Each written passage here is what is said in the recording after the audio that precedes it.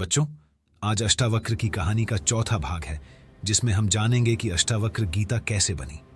राजा जनक ने जैसे ही सच्चाई जानने का निश्चय किया, वैसे ही उन्होंने अपने सेवकों को आदेश दिया कि नदी में डुबोए गए सभी विद्वानों के बारे में जानकारी इकट्ठा की जाए।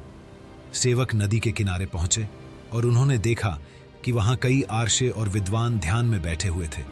वे सभी जीवित थे और तपस्या कर रहे थे। असल में वंदी नाम का विद्वान उन्हें मारता नहीं था, बल्कि नदी के भीतर बने आश्रम में भेज देता था। जब यह समाचार राजा जनक तक पहुंचा तो वे बहुत प्रसन्न हुए। उन्होंने तुरंत आदेश दिया कि सभी विद्वानों को सम्मान के साथ दरबार में वापस लाया जाए।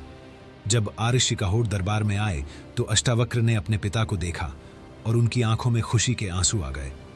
आर्षि कहोड़ ने अपने पुत्र को देखा और समझ गए कि यह वही बालक है जिसे उन्होंने कभी श्राप दिया था। उन्होंने अष्टावक्र से क्षमा मांगी और कहा कि आज मुझे समझ आ गया कि सच्चा ज्ञान शरीर से नहीं बल्कि आत्मा से जुड़ा होता है। इसके बाद राजा जनक ने अष्टावक्र से निवेदन किया कि वे उन्हें जीवन का सच्चा ज्ञान दें। अष्टावक्र ने राजा जनक को समझाया कि इंसान दुखी इसलिए होता है क्योंकि वह अपने आप को शरीर और मन समझ बैठता है। उन्होंने कहा कि तुम शरीर नहीं हो, तुम मन नहीं हो, बल्कि तुम वह चेतना हो जो इन सबको देख रही है।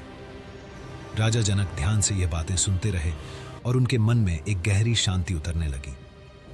राजा जनक और अष्टावक्र के बीच हुई यही बातचीत आगे चलकर अष्टावक्र गीता के नाम से प्रसिद्ध हुई। ये गीता हमें सिखाती है कि सच्ची आज़ादी बाहर की चीज़ों में नहीं बल्कि अपने अंदर छिपी होती है।